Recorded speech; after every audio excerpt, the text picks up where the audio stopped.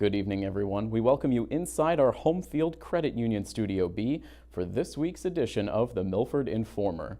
I am Tim Coet.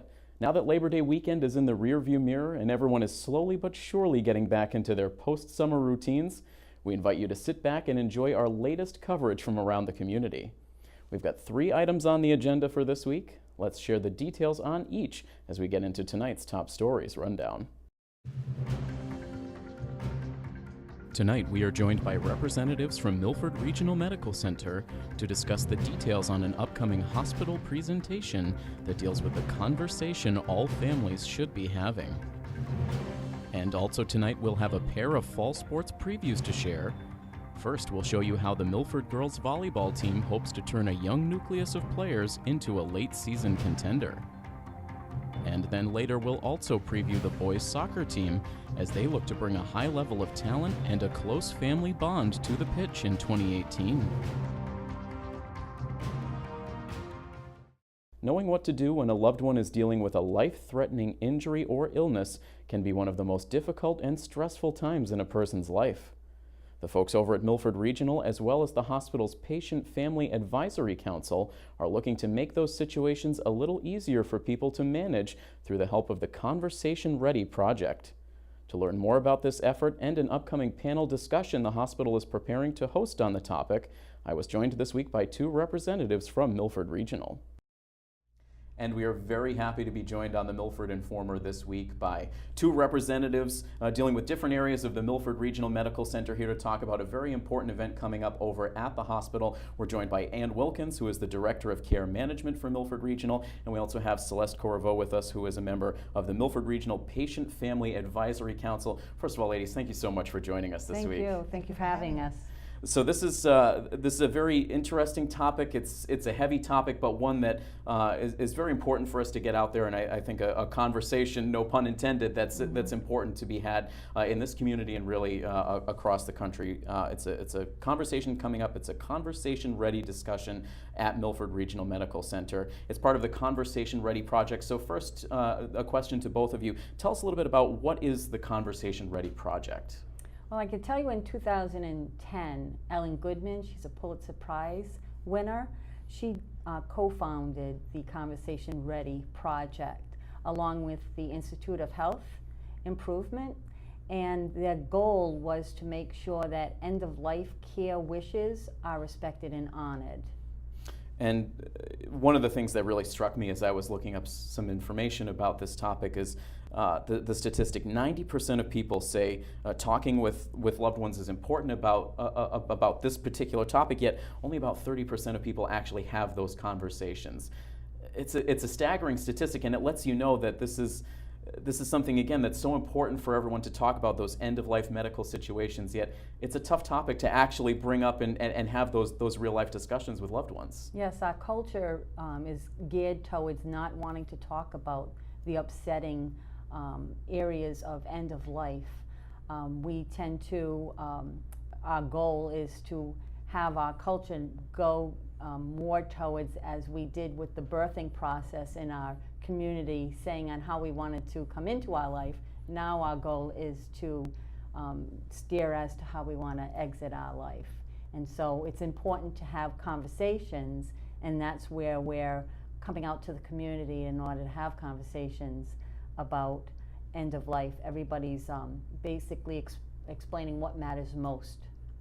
And so again, this conversation is taking place at the Milford Regional Medical Center on October 24th. We'll get into some more of the particulars on the exact date and time frames of the event in just a bit. But Ann, I want to talk to you about Milford Regional's involvement in the Conversation Ready project, a pioneer sponsor of this endeavor. Can you talk a little bit from the hospital's perspective about their involvement in this? Yes, we have a palliative care program at the hospital, and Dr. Tina Robakevich runs the program, and discussed with IHI their project and pretty much signed us on, and we really loved it. We really enjoyed it. The nurses have enjoyed it. It's become a real multidisciplinary approach to having the conversation.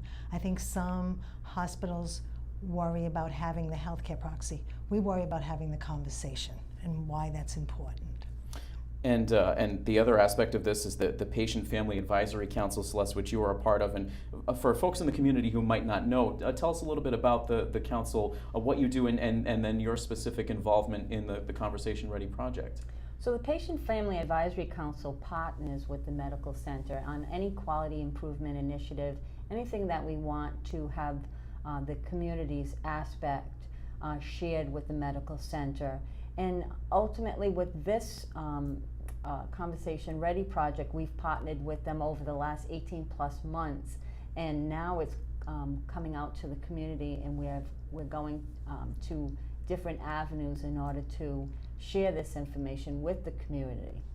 That's wonderful. And another I think another aspect of this that's really been enlightening to me. This is not a topic that I've necessarily talked about a lot with my family, but in doing some of the research, it seems like a lot of people find that you don't necessarily have to start this conversation when you are at an older age, that once you get these conversations going amongst family members, that sometimes it opens it up to everyone of all ages to really start to get involved in the conversation and start to maybe think about this long-term planning that you wouldn't normally think of in other situations. Yes, so we actually have advertised for community members to come to our panel discussion, any person from the ages of 18 to 99. And our goal is the conversation should not happen at the end of life. It should start over every decade of life. So when you turn of age, 18 to 21 is where you should start having that conversation in choosing your healthcare proxy. The kids who are going off to school. You never know when an event is going to occur when you're at school, so it's important to have that healthcare proxy. And when you think about it, the original advance directive started because of a case, Karen Ann Quinlan, who was a very young woman who accidentally mixed barbiturates and alcohol. So really it's any age that from 18 on that you would need one. Mm-hmm. And they always say that, so every decade, 20s, when you're 20s, 30s, 40s, 50s, and so on. If there's any major event that occurs, if you get married or divorced, if you go on a major trip, and if you're ever diagnosed with a serious illness. And I think one of the things I would like to add here is people think, well, that's fine. When it happens, I'll do it. What they don't realize is if they become too confused to make that paperwork out, or if they're incapacitated in any way, you can't do it anymore. Now we're talking about the state making decisions for you, or your family going to court to get costly guardianship. So it seems as though it's a situation where there's so much emotion involved once you get into the moment where something unfortunate happens like that, and to not have a specific plan in place can sometimes not only be a source of stress for the person who is sick or who is in that end of life situation, but also for family members struggling to maybe decide what the best course of action is when they don't know for sure. So true. Is something that can really hurt families in the long term. It's a gift to give your family to do that, don't you think? Absolutely, and we find that if you don't have that conversation and decisions are made without knowing what their wishes are, that you make those decisions and then afterwards you start reflecting on what Right. could have, should have, and you start doubting yourself, and this ends up having a complicated grief, and that's what we're trying to avoid. And just when the end of life occurs, knowing that you did everything that they wanted you. So it's a very important conversation to have, and this is a great resource to maybe get that conversation started with families here in the Milford area. So again, just to give all of the particulars, this is the Conversation Ready discussion. It will be held at Milford Regional Medical Center coming up on October 24th. That's a Wednesday. It'll be held from 6 to 7:30 p.m. over at the Milford Regional Conference Rooms A and B. Registration for this event ahead of time is encouraged, just to make sure that you have a seat there ready to go. So registration is encouraged a little bit before the event. I believe October 17th is the cutoff date for that. Correct, and I just want to also say that we will have refreshments served, and so in order to assure that we have, plenty of refreshments there. But again, if it ends up being where you decide at the last minute that you want to come, we will certainly welcome anybody who comes. Well, it's certainly great to know. And just to set the scene for folks so they know what to expect when they actually come into the door, how will the night unfold in terms of the panel discussions and basically the meat of the event? How will the event be set up? So we do have Anne, who will open up by sharing again this whole topic as to why we're meeting, the conversation ready. And then we will have all different aspects of the life where who has been touched when medical care decisions are made. So having a primary care physician, a physician's assistant, particularly in the palliative care area, a social worker, a lawyer, and a chaplain also. Mm-hmm. And then we also have a community member that has a personal story that they'll share with us. And so from panel discussions into an opportunity for residents who come and attend the event to ask questions if they have some things personally that they'd like to get some insight on as well. Yes, and we will also have part of instrumental to the project was a conversation ready kit and an instructional guide, and so we will provide handouts also. So it's an easy instructional kit. So it will be a night of again, some very important information to get out there. It might be something scary to think about in the abstract, but just a great opportunity for people to come and learn some valuable information and hopefully bring that back to open up that dialogue with family members to help ease what is a difficult situation, but it makes a difficult situation a little easier, making sure that you have these proper plans in place. And it becomes more of a comfortable conversation when you've had, because it's not just one conversation, it's conversations to have over and over, and it becomes less burdensome and uncomfortable when you've had them right along. And sometimes the hardest part is getting that conversation started, and these are the tools that hopefully you're providing residents to be able to get those started. So we can't thank you enough for coming in. Again, we want to remind everyone one more time, the conversation is taking place at Milford Regional Medical Center coming up on Wednesday, October 24th. It will be held from 6 to 7:30 p.m. and we'll have all the information on our screen, of course, and how you can register for the event. And then again, we hope it has terrific turnout. We will have some Milford TV coverage there as well. So we can't thank you again for joining us. Ann Wilkins, Celeste Corriveau from Milford Regional Medical Center. Thank you, ladies, so much. Thank you so much.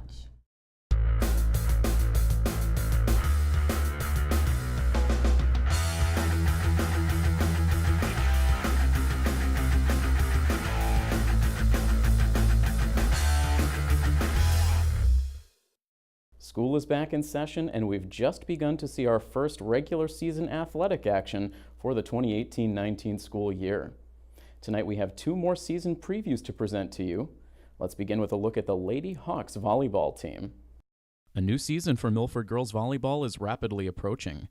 The program went through an abrupt coaching change in the late stages of last season, with Tammy Weber jumping in to take over varsity coaching duties for the team's final games. I mean, actually taking it over wasn't that difficult because it's kind of a role that I've done for years. It was just trying to get the girls acclimated to me and what my expectations were, and trying to get them to believe in themselves again, because they definitely had the players and the skills and the tools and everything to be winners, and they pulled it together, obviously, to come out winning at the end of the season. It was just difficult not to start with them from the beginning of the year, to get those expectations set right from August or whatever. So that's the difference this year. But they're all still young and still new, and we're trying to build up that culture again, that great Milford volleyball culture and feeling, and it's going to take time. The girls' volleyball program has seen coaching changes at the varsity level every season for the better part of the last decade.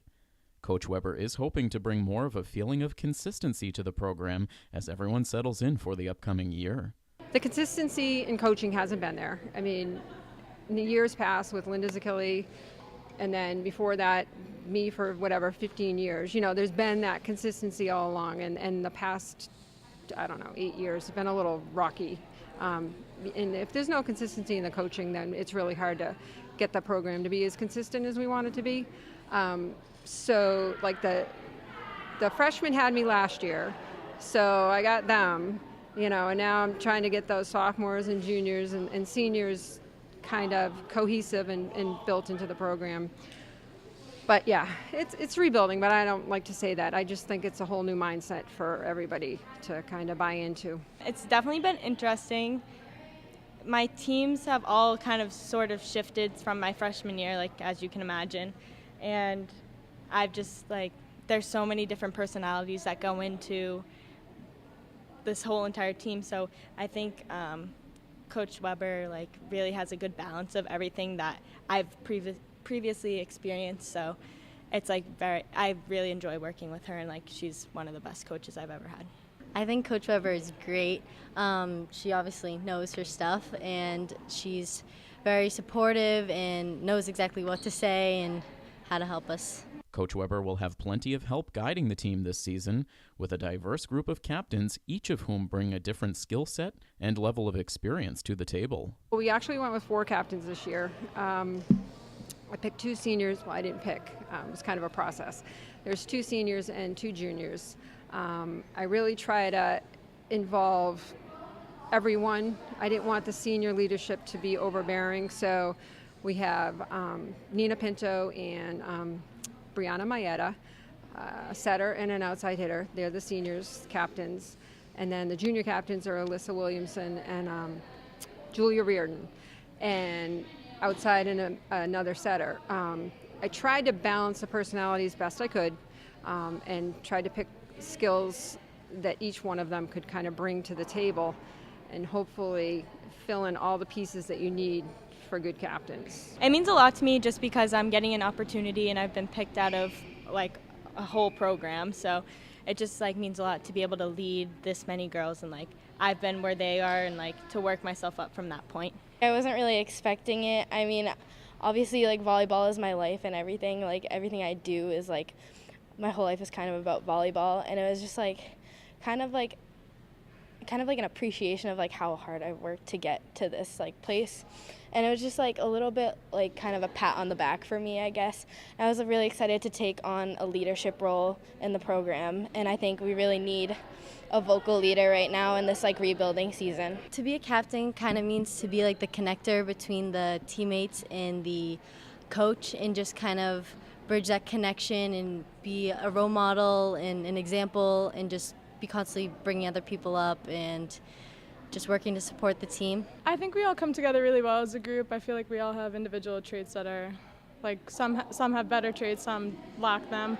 I feel like we're all very approachable, and I feel like we get things done and really just try to bring the program together as one. Last year, the team relied heavily on its 8-member senior class, meaning this season the team has plenty of room for new faces to emerge and take on key roles. Even though we lost a lot of players with lots of just natural talent, we're left with a lot of people that we've all been playing together since I first came to high school, so I think our chemistry and our connection is what's going to bring us up above this year, and our ability to work together and not so much individually. The younger talent is good and strong, and as I've told them, this is a new year for us because we had a middle school program last year, and this is the first time. So we have freshmen coming in that are at the same level as the sophomores, and that doesn't happen. That hasn't happened at Milford, and it changes the whole dynamics of everything.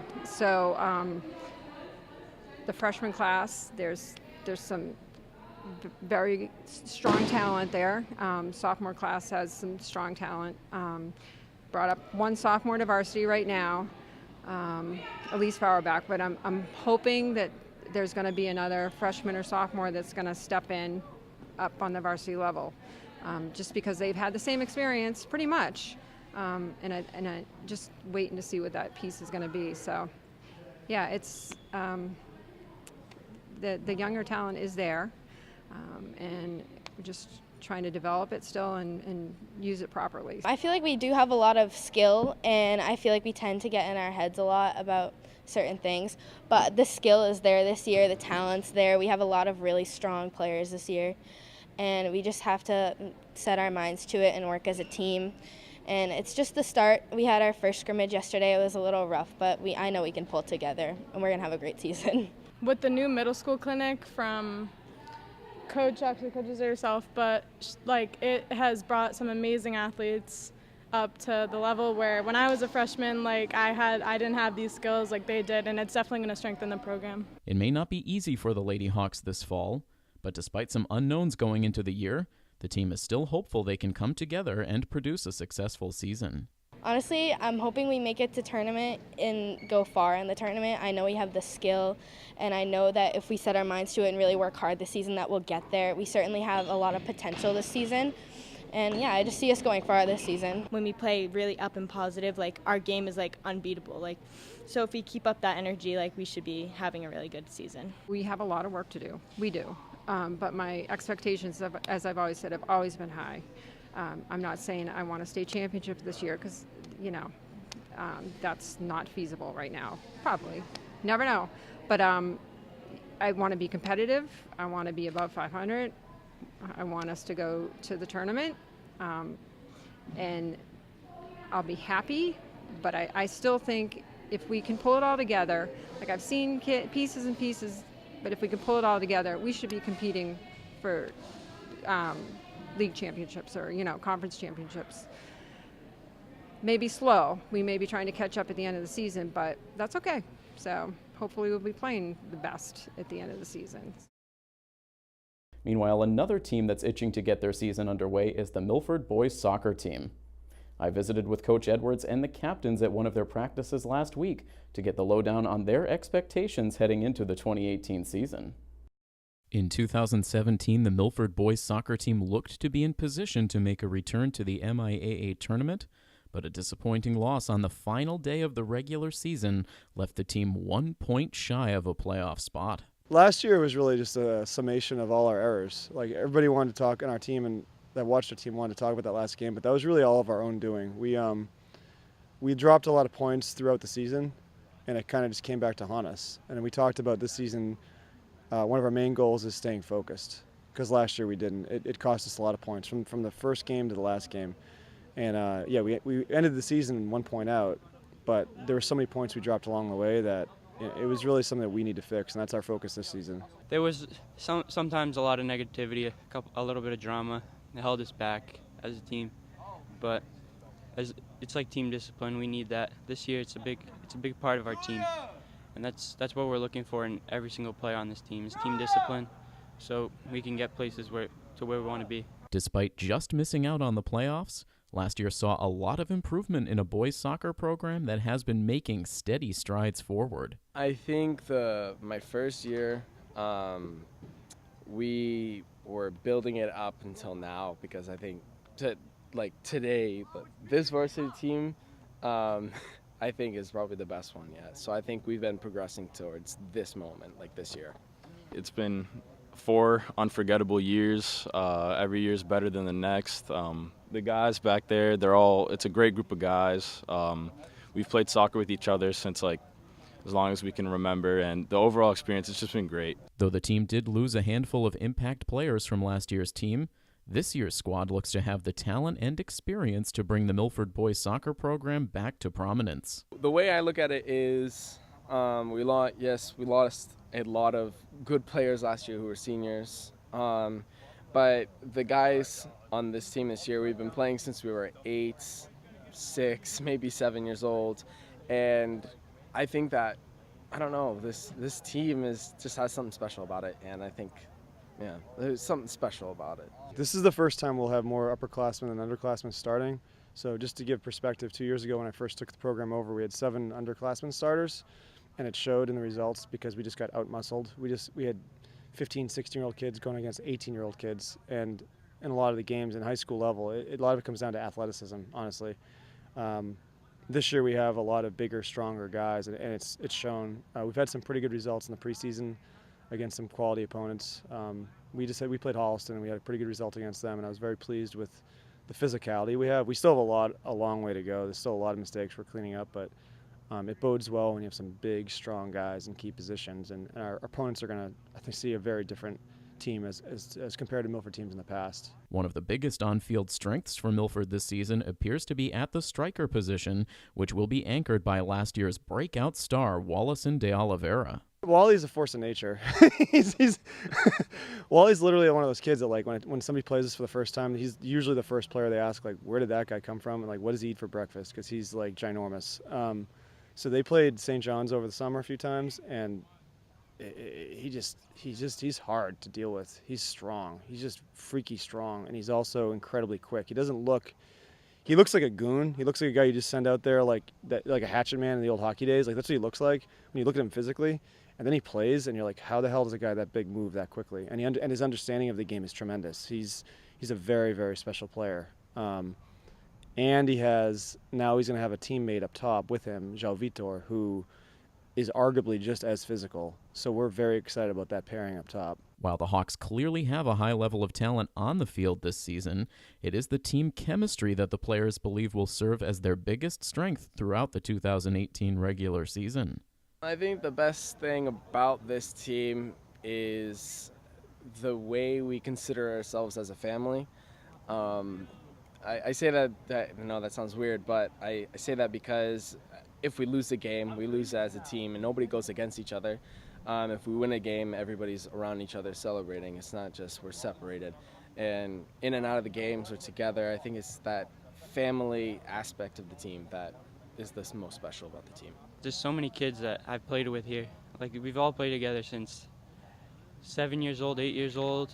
It's the same team since then. So we have a lot of chemistry. We've played together like all our lives. You see guys like in the middle of a game, like just like yelling at each other like they're two like big and little brother or something like that. Like, even the other day, I was just like picking on Joey during the game, and it's like, right after, like, there's no bad blood between you two. Like, yeah, it's like everybody on this team's really close. It's a really unique, nice group of guys. Yeah, I think it's really important to have good chemistry and want to play with the guys next to you. And I think we're hoping that, we've tried to do that each year, but the guys have to really buy in, and they have to be willing to sacrifice individual accomplishments for the team accomplishments. And I think this senior class understands that better than most, because they've been in this program now for a few years, and I've had the pleasure of coaching these guys now for 3 years. And it's been really a joy to see how far these guys have come. No longer is this a team in building mode. This year's edition of the Scarlet Hawks has the skill and the experience to match up with any opponent, and therefore expectations amongst the players and the fans is extremely high as the season gets underway. We have to make playoffs. For 100% have to make playoffs. There's no question. And I'm hoping for a district final, hopefully, even go to the state final. I think we're going to go as far as we allow ourselves to. I think the talent level on this team is tremendous. But it's going to come down to our ability to improve and self-evaluate and see if we can be honest and look at our film and say, okay, this is what we're not doing well, this is what we are doing well. The peak of our potential, I think we can make like the state championship. Yeah, peak of our potential. Just hope we get there. Next week on The Informer, we will continue to get you ready for the upcoming Milford Youth Center Telethon. I'll head over to the Youth Center to talk to Jen Ward about the space the center hopes to transform into a state-of-the-art music and performing arts space once they reach their fundraising goal. You can tune in for that story and more on next Friday's all-new edition of the Milford Informer. We hope you will join us then. Until next time, from all of us here at Milford TV, this is Tim Coet saying have a great week. So long, everybody.